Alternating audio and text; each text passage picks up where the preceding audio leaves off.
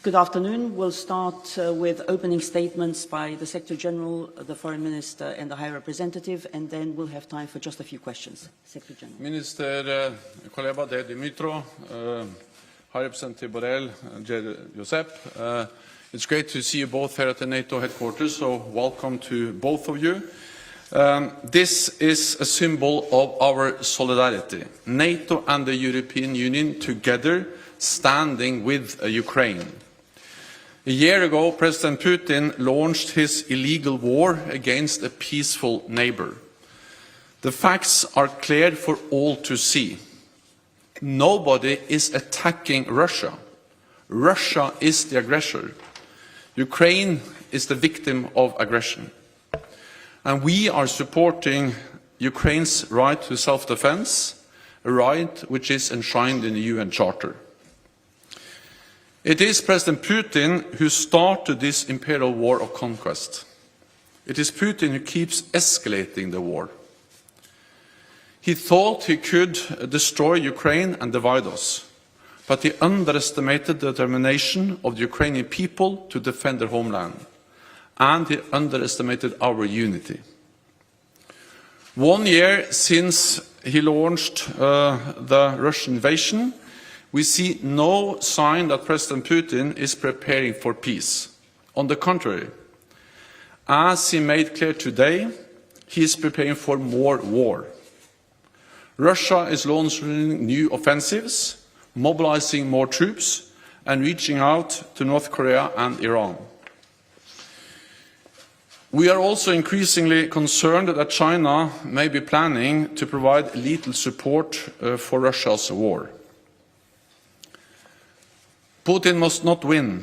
That would show that aggression works and force is rewarded. It would be dangerous for our own security and for the whole world. So we must sustain and step up our support for Ukraine. We must give Ukraine what they need to win and prevail as a sovereign, independent nation in Europe. I welcome the recent announcements by allies on new tanks, heavy weaponry and training for Ukrainian troops. It is urgent to deliver on all these pledges. This has become a grinding war of attrition, a battle of logistics, and key capabilities must reach Ukraine before Russia can seize the momentum. So Foreign Minister Kuleba, High Representative Borrell and I discussed the need to ramp up production and improve our procurement systems to continue supporting Ukraine. Upon Ukraine's request, we have agreed that NATO should assist Ukraine to develop a procurement system that is effective, transparent and accountable. We have also agreed today to convene a meeting of NATO, EU and Ukrainian procurement experts to see what more we can do together to ensure Ukraine has the weapons it needs.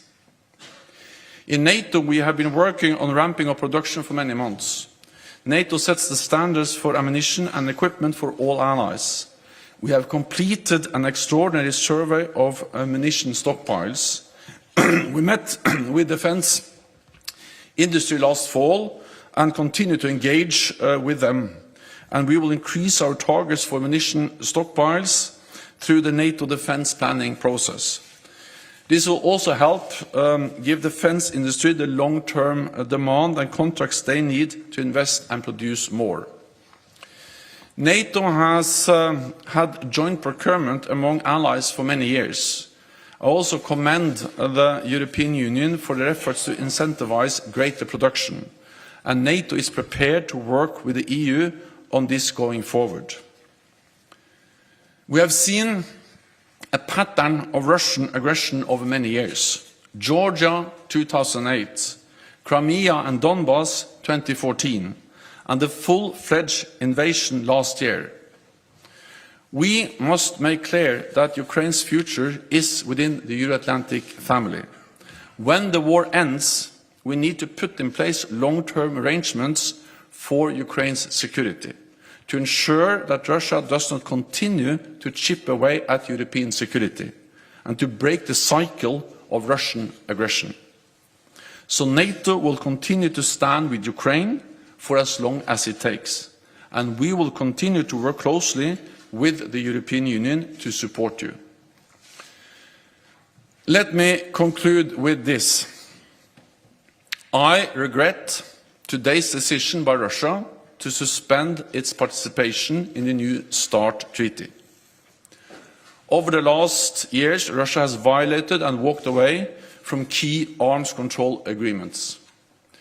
With today's decision on New START, the whole arms control architecture has been dismantled. I strongly encourage Russia to reconsider its decision and to respect existing agreements. And with that, I give the floor to you, Dmytro, please. Thank you. Dear Secretary General, dear Jens, dear High Representative, dear Josep, today we held the first high-level meeting in this new trilateral format between Ukraine, NATO, and the European Union. I think it was helpful. I think we all agree it was helpful. It was important to address most pressing security needs. I enjoyed sitting down in this trilateral format, and although this is the first meeting that we held in this format, I already begin to regret that it will cease to exist when Ukraine will become members of both NATO and the EU. But between now and then, we agreed to work intensively to answer three questions: how to train most effectively, how to produce and procure weapons and ammunition most effectively, and how to deliver all of this to the battlefield in the most effective manner. We have to be aware of the fact that since February 2022, Ukraine and its closest partners are implementing probably the largest logistical operation since Second World War. And behind big political decisions and statements, there are millions of issues that need to be resolved. And the more coordinated we get, the sooner Ukrainian army will kick off Russian army from the territory of Ukraine, and the sooner peace in Euro-Atlantic space will be restored. This is the reason why we are standing here today. So on trainings, I thanked both the European Union and allies for their training programs. They're very efficient. And of course, I raised the issue of training, launching trainings for Ukrainian pilots. On procurement and on production and procurement, we had a very in-depth discussion on that. Time has come for senior diplomats and officials to get into some details of production and procurement to build the most efficient mechanism.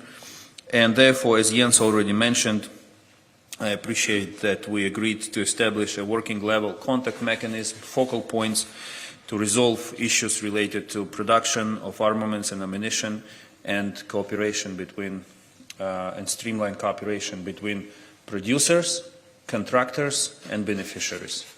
This is the triangle where things have to be smoothed and streamlined, and then everything will begin to work efficiently. The capacity to produce is there. The capacity to deliver is there. So we need coordination to deliver, and this is what we discussed today. I also asked Jens to schedule the next annual industry forum that NATO holds as soon as possible, to hold it somewhere in spring, to bring together all defense industries, including Ukrainian defense industries, so that they connect, they meet with each other, and they build synergies and cooperation. Finally, yes, and the last point was production and trainings, production, delivery. Deliveries, yes, and logistics, and we dedicated a lot of time to logistics.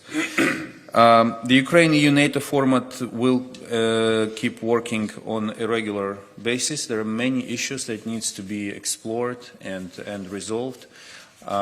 We appreciate that the Secretary General will be working on helping us with building our effective national procurement system. And we will be moving forward with one goal, to end this war as soon as possible with the victory of Ukraine, which is unavoidable. Thank you. Thank you, Dmytro. Josep, please. Thank you. Let me start by stressing the historical nature of this meeting.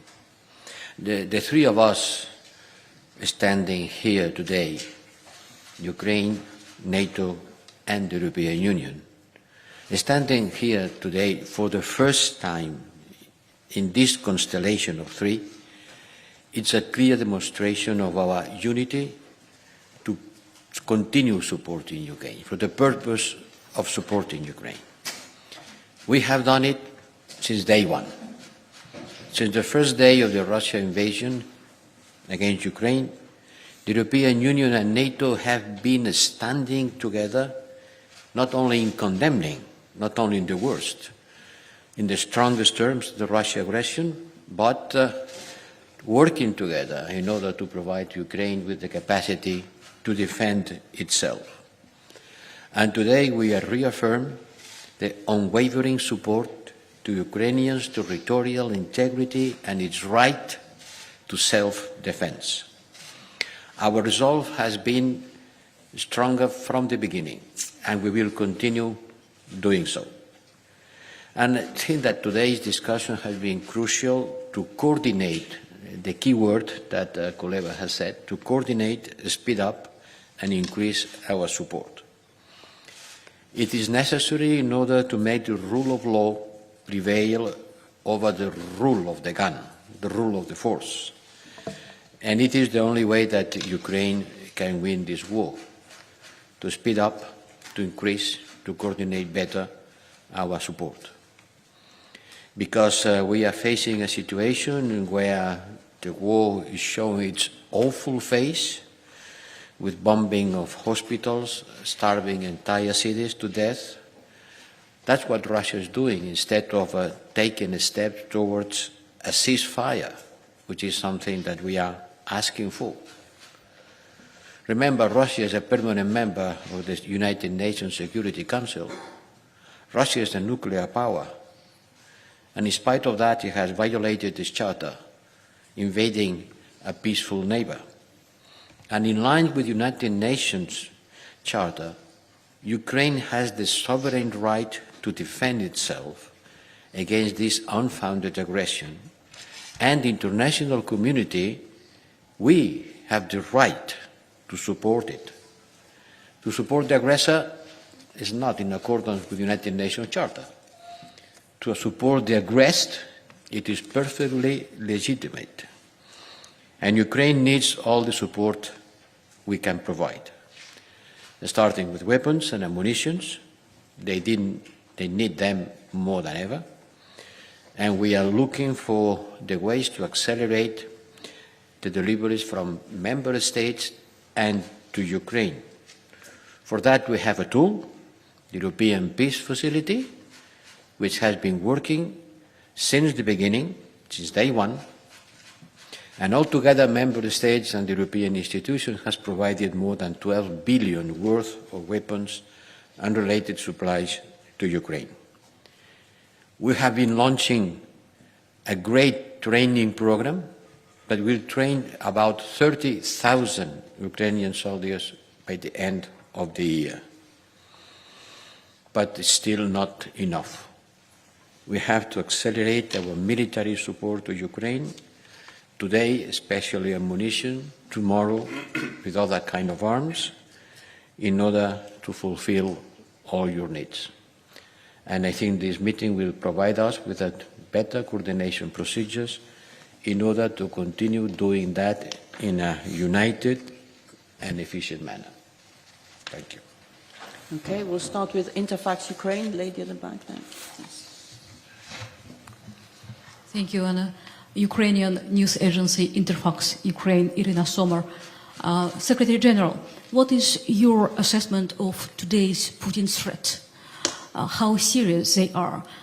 If you allow, I will quote, "The more long-range weapons the West gives Kyiv, the further Russia will be forced to push that threat away from itself.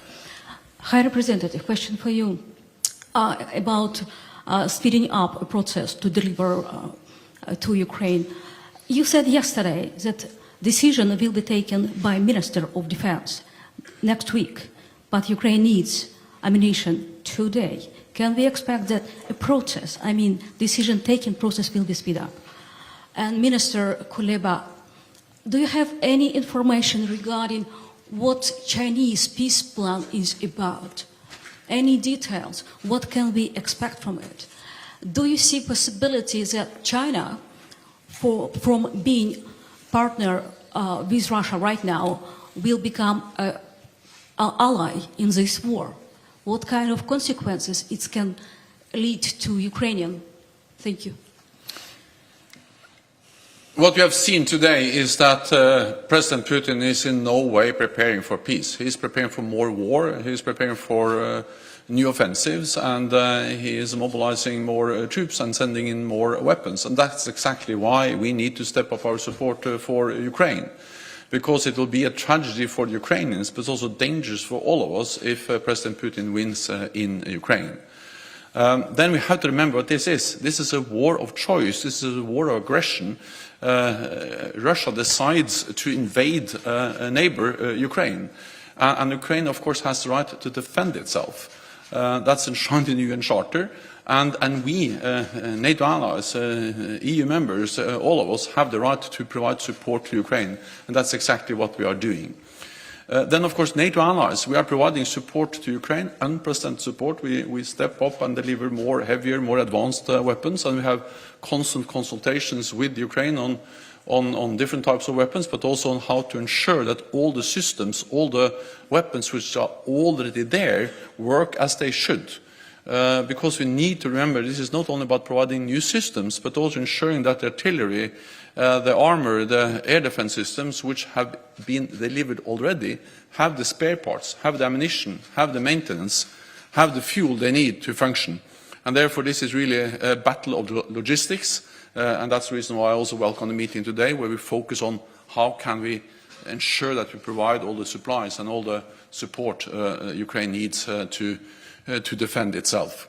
Then, of course, NATO also has another task, and that is to prevent this war from escalating beyond Ukraine.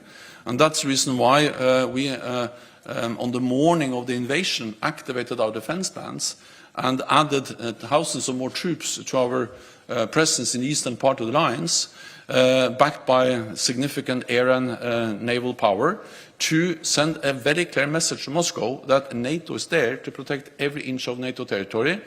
If one ally is attacked, it will be regarded as an attack on the whole alliance. So we will continue to support Ukraine for as long as it takes, and we will continue to provide credible deterrence and defense for all NATO territory. Thank you. Well, yesterday we had a Foreign Affairs Council meeting, and we will have defense ministers in some days. It's the beginning of March, it's tomorrow. And after a jumbo meeting putting together defense and foreign affairs ministers. But defense is an issue of the ministers of defense. Defense remains a competence inside the European Union of the member states, and it's up to the defense ministers to take decisions. But we have to prepare these decisions, and we have to act with a sense of urgency. After listening to my colleagues, foreign affairs ministers, yesterday, immediately after, yesterday night, I sent a letter to all defense ministers that we'll be receiving today, asking them to provide ammunition to Ukraine from their stockpiles and from the contracts that they have already passed with the industry, giving Ukraine priority. Because the time parameters of what is happening and what we have to do is measured on weeks, not on months. So first thing to do is to use what we have. Second, to have more. And to have more, we have to procure to the industry. Member states have already done, many of them alone. Doing that together is better. And third, we have to increase the industry capacity, because today the rhythm of using ammunitions is greater than the rhythm of production. So, you know, even if the water goes quicker than it comes in, at the end, it's empty. So we have to increase these three things: procurement methods, industrial capacity, and mobilizing quickly the resources that we already have. This is the purpose of this strategic coordination that takes place, don't forget it, in the framework of a demolishing by Russia of the security system. And today there is a lot of proof of that. Secretary General mentioned Russia's announcement of suspending the START treaty is another proof that what Russia is doing is demolishing the security system that was built after the end of the Cold War. So we have to work on the short term, providing ammunition quickly. It's a matter of weeks, and we have to start thinking about which will be the future security system. But for the time being, let's concentrate on the most urgent issues. Yes, we had a meeting with the Chinese top diplomat, our former colleague, Foreign Minister, Mr. Wang Yi. He shared with me key elements of the Chinese peace plan. We are looking forward to receiving the text, because this is not something that you can make your conclusions on just after hearing what this plan is about. You need to get into every detail. So once we receive the paper, we will thoroughly examine it and come with our own conclusions. As you know, President Zelensky proposed his peace formula consisting of 10 steps, and we believe that it's a comprehensive, concise, and efficient way forward. So for us, peace formula remains, or the invoking peace formula remains a top priority.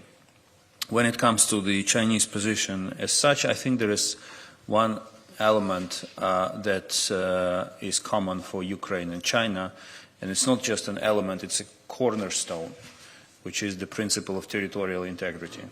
So everything China has been doing and will be doing in the context of the Russian aggression against Ukraine, if we take the political rhetoric aside and look at actions, should be aimed at defending the principle of territorial integrity. Because if any country of the world helps Russia to destroy territorial integrity of Ukraine, then the principle is undermined, and the message is clear. Anyone else can do that in any other specific situation on the global map, Al Jazeera. on the world map. James Bayes from Al Jazeera. Secretary General, on New START, can you tell us how worried should we all be? Does it make the world a more dangerous place now? Foreign Minister, you clearly, as we approach the anniversary, have a lot of unity in the Western countries and here in NATO. But what about beyond the Western countries? What about the rest of the world as we approach a General Assembly vote coming up at the end of the week? What's your message to the rest of the world as we approach this first anniversary? And High Representative, with regard to the Secretary General's comments about being increasingly concerned about China, you've said that you've had assurances this weekend at the Munich Security Conference from State Councillor Wang Yi that they're not going to send more weapons. Have you been shown proof by NATO or the US that there really is a problem here? Thank you. More nuclear weapons and less arms control makes the world more dangerous. And that's the reason why in NATO we have worked so hard to engage Russia on issues related to arms control, and why NATO allies have supported the New START. And also why I'm calling on Russia today to reconsider its decision to suspend its participation in the New START agreement. We have to remember that this is one of the last major arms control agreements we have. After Russia started to violate the agreement that banned all the intermediate range weapons, the INF Treaty, that led to the demise of that treaty a few years ago. Now they are suspending the other big nuclear arms control treaty, the New START, which regulates, put limits on the total number of long-range strategic weapons. So this is just another example that we are moving away from the arms control architecture, the international rules-based order we have used decades to build, step by step, an agreement by an agreement. So the combination of Russia violating some of these agreements, leading to the demise of the INF Treaty, and then walking away from the New START, makes the world more dangerous and just highlights the importance of that we stand together, all those countries that believe in the rules-based international order and believes in freedom and democracy. The message, first my message to everyone asking about the global south. I think the picture that the West stands by Ukraine and the rest doesn't is inaccurate. If you look at the results of the latest resolution adopted in October 2022, we got 143 votes. And many countries of the globe of what is called global south voted in favor of that resolution. So the situation in the global south is nuanced. It's not black and white. But you're right, more needs to be done to engage with the global south. And I think that basically this struggle for global south and support of these countries brought this whole part of the world back to the top of the world agenda in terms of big politics, not only in terms of resources or technical and humanitarian assistance, but in terms of big political game. We have to continue reaching out to the global south with a very simple message, that it's not about Ukraine, it's about the rules which also protect you. And if we fail to protect these rules in Ukraine, then you will find yourself in danger. And that's definitely not something that you want to face. I think it's very simple, and I think that the more this war lasts, the more understanding there is. Yes, about China. Well, I have to confess that I had a good personal relation with the State Councilor Wang Yi since a long time ago, when I was Minister of Foreign Affairs of Spain, and he was Minister of Foreign Affairs of China. And we had a frank conversation in Munich, and he was very, very much clear. I can't repeat his words,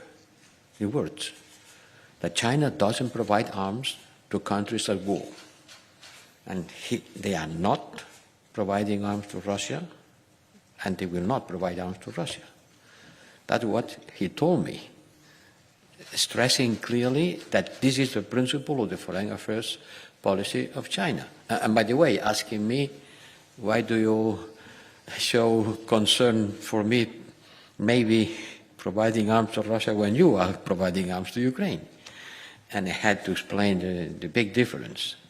I had to explain what is at stake for us, Europeans, in the war in Ukraine. So that's what China told me. And nevertheless, we have to remain vigilant, but as far as I know, there is not evidence that China has been doing what they claim not to be doing. Deutsche Welle, NPR. Thank you. Going back to joint procurement issues, Minister Kuleba, the fact that, as Mr. Borrell says, this is the first time you're standing here and you've got a war that's been going on a year, and that you're only now revving up these coordination mechanisms, is this too late for you? Should this have been foreseen? How desperate is the ammunition shortfall right now as everybody's top priority?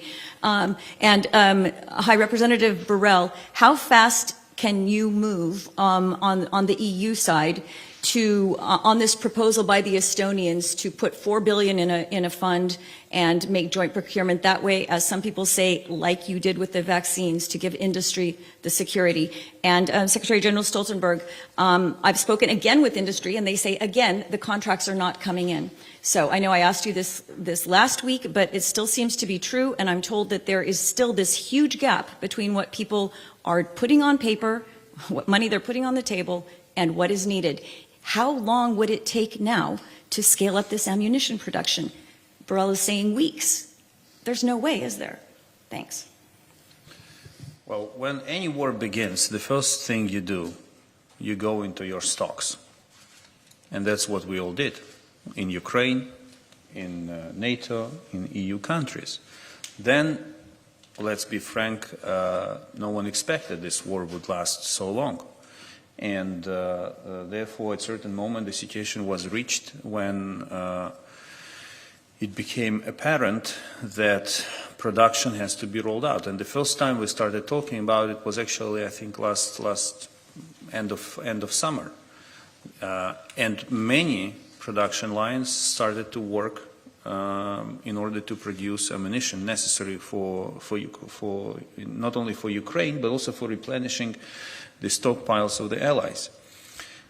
But yes, not enough has been done, and this is why we're standing here. This is the statement of fact. And if you ask me on any issue, was enough done, right, to provide you with everything you need? The answer is no. If we had already won the war, and I would be standing here, I would have said the opposite. I would say, yes, we appreciate everything was done because we won the war. As long as this is not the case, it's not enough. I do not undermine efforts and personal leadership of Jens and Josep in resolving tons of issues. And I'm confident it will be years after this press conference, it will be very enlightening to read some memoirs where the role of each personality in resolving one issue or another, like tanks, air defense, and other matters, will be revealed.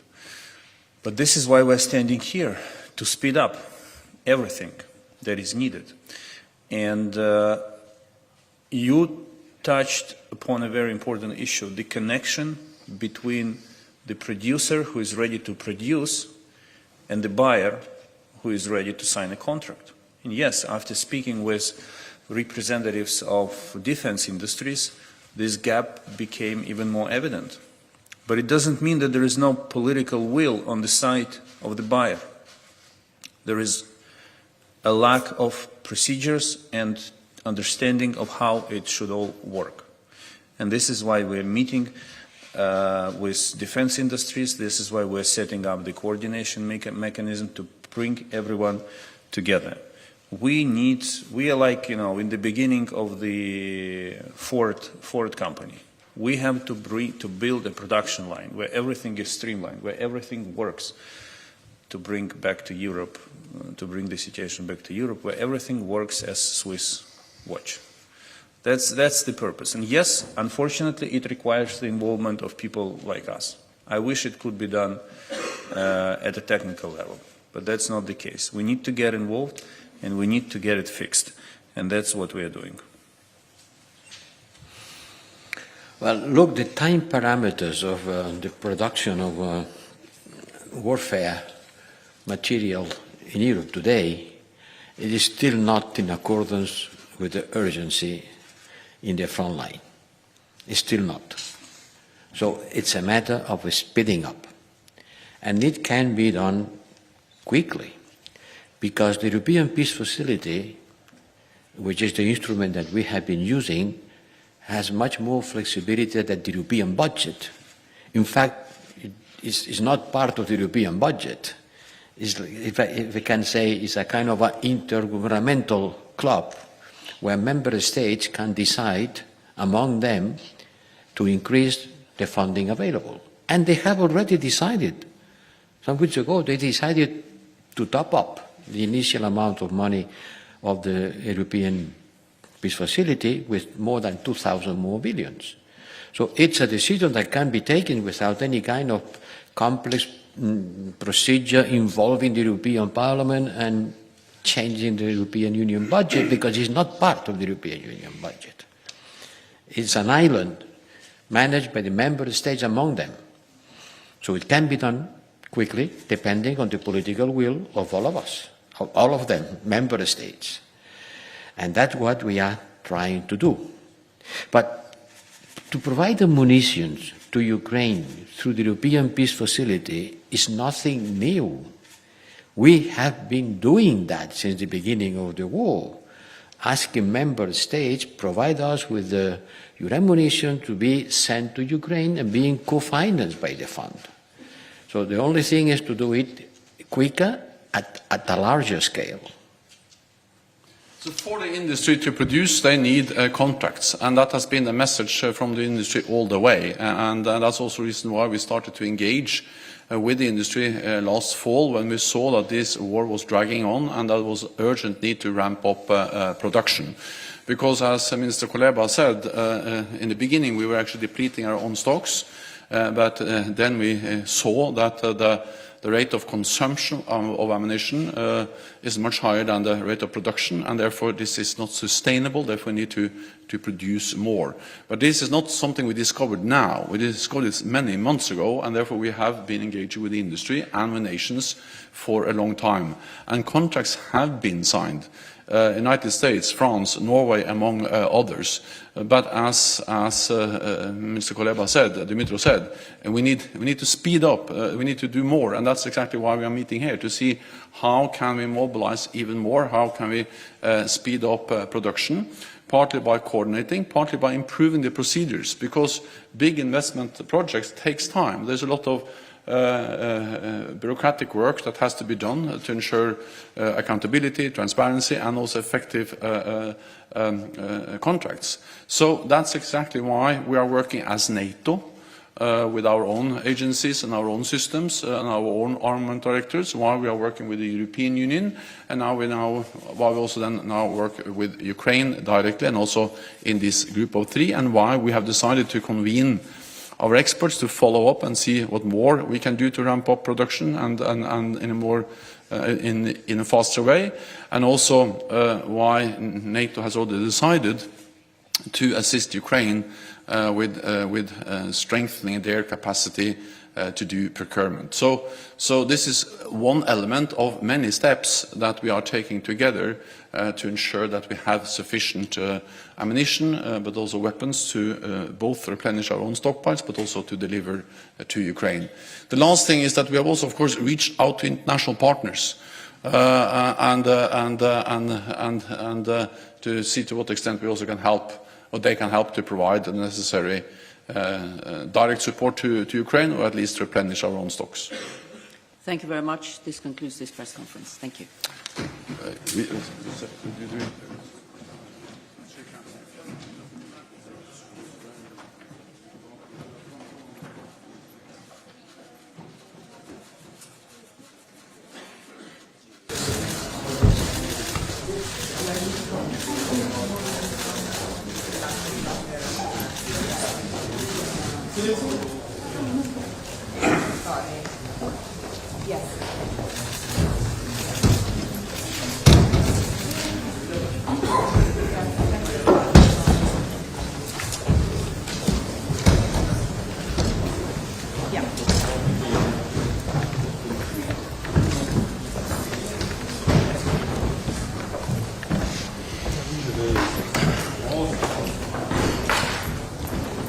The famous food, the real one.